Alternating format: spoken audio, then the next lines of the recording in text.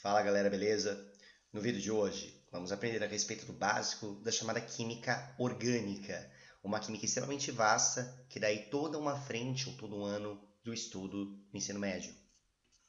A química orgânica é responsável por estudar todos aqueles compostos feitos a partir de carbono, embora existam alguns como o gás carbônico ou, por exemplo, o oxalato, que tem carbono, mas não é estudado propriamente dito pela química orgânica. Ela foi inicialmente relacionada à chamada teoria da força vital, no qual os compostos orgânicos eram todos provenientes de fontes biológicas, o que não é verdade, uma vez que compostos orgânicos podem ser produzidos em laboratório, o que fez com que essa força vital caísse por água abaixo.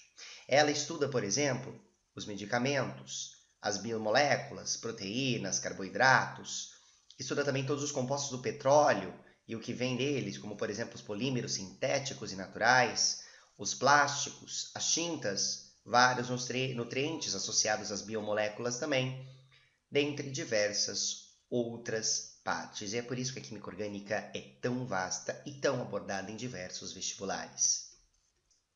Todos os compostos orgânicos existem basicamente 4 características que permitem com que nós consigamos estudá-los propriamente dito. A primeira delas, e é muito importante, o carbono sempre fará 4 ligações, a chamada tetravalência. Isso significa dizer que o carbono tem que fazer 4 ligações, todas elas do tipo covalente. Além disso, o carbono consegue fazer 3 tipos diferentes de ligações: ligações simples, duplas e até mesmo ligações triplas, coisas que nem todos os átomos conseguem fazer de forma tão eficiente quanto o carbono. Ele pode fazer as 4 ligações, todas elas do tipo simples. Ele pode fazer uma dupla e 2 outras simples. Ou ele pode também conseguir fazer 2 ligações duplas, sempre, reparem, totalizando as 4 ligações no total. E, por último, ele consegue fazer ainda uma ligação do tipo tripla e precisando de uma outra ligação do tipo simples aí para completar sempre as 4 ligações, que é a exigência básica aqui a respeito da tetravalência do carbono. A terceira característica é que o carbono consegue formar cadeias, o chamado encadeamento. Isso significa dizer que o carbono consegue formar cadeias muito longas de carbonos entre si, algo que poucos átomos conseguem fazer, principalmente com a eficiência que o carbono faz. E além disso, a gente sabe que ligações do tipo duplas ou triplas podem aparecer no meio dessas cadeias de carbono. Por último, o que ainda torna os compostos orgânicos tão vastos assim, e por isso há tantos conhecidos, mais de 10 milhões, o carbono ele consegue se ligar a outros metais de forma também bastante eficiente, como por exemplo o hidrogênio, ou até mesmo o nitrogênio, principalmente, e aí é bastante efetivo, o oxigênio podendo fazer dupla ligação, ou até mesmo fazendo uma ligação apenas. Há átomos de halogênios, no qual estão incluídos o flúor, o cloro, o bromo e o iodo, e assim por diante. Até mesmo enxofre e outros átomos se ligam relativamente bem, o que faz com que nós consigamos então entender por que existem tantos compostos diferentes de carbono. Apenas que para que vocês tenham uma noção e consigam olhar para os compostos orgânicos e escrevê-los sempre de forma adequada, existe basicamente aí um grupo de átomos que fazem ligações bem legais que a gente vai estabelecer aqui quantas ligações cada um deles faz. Então, por exemplo, o hidrogênio e todos os halogênios fazem sempre apenas uma única ligação. Uma ligação com carbono, uma e uma apenas.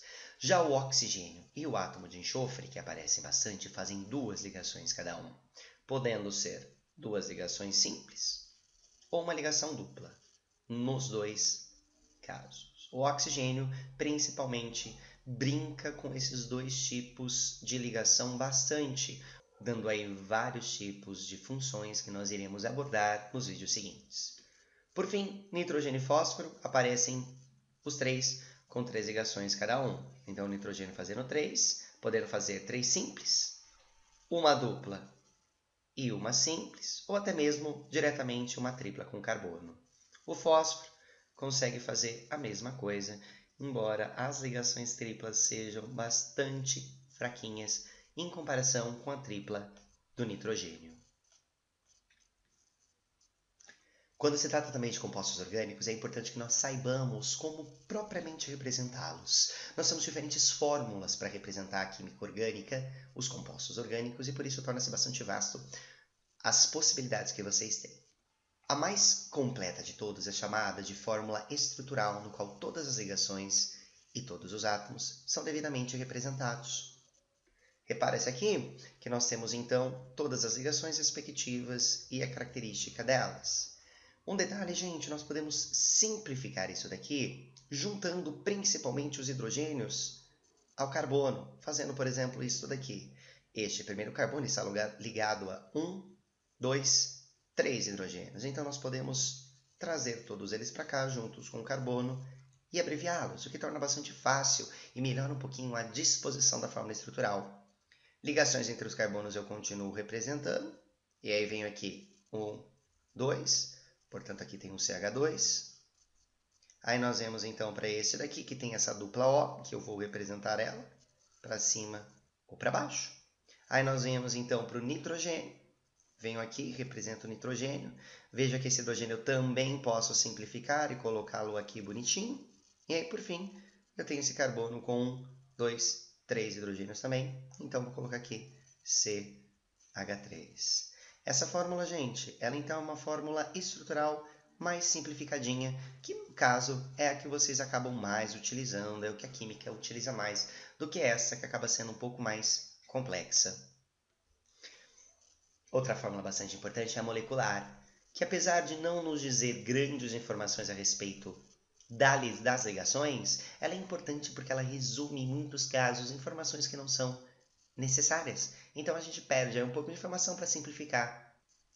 Para fazermos, nós temos que simplesmente contar a quantidade de átomos, olhando mais ou menos para a seguinte regrinha. Carbono primeiro, hidrogênio em segundo, oxigênio em terceiro, nitrogênio em quarto e a partir daqui em ordem alfabética.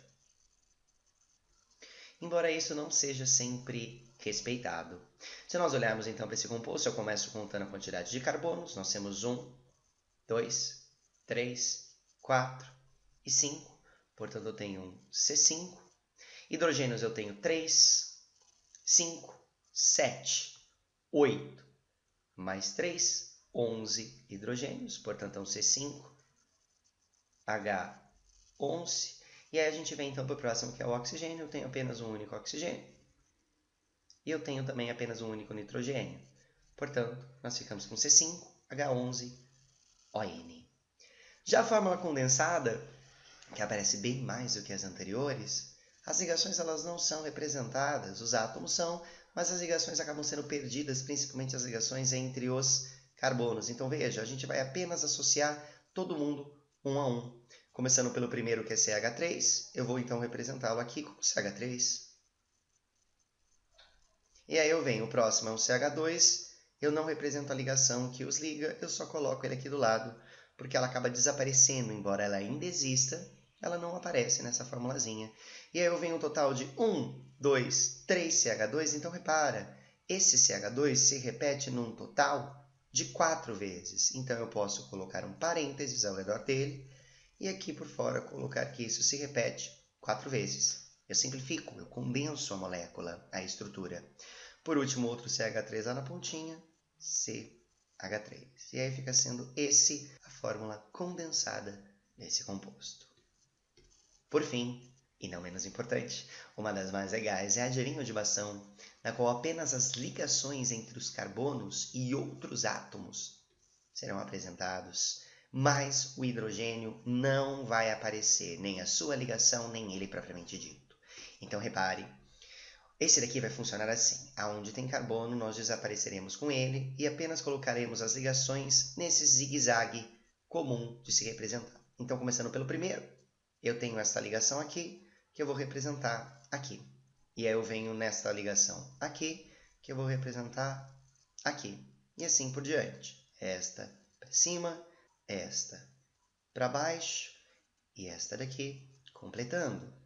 Reparem que nenhum dos carbonos estão sendo representados, eles estão, ó. Esse da ponta estaria aqui.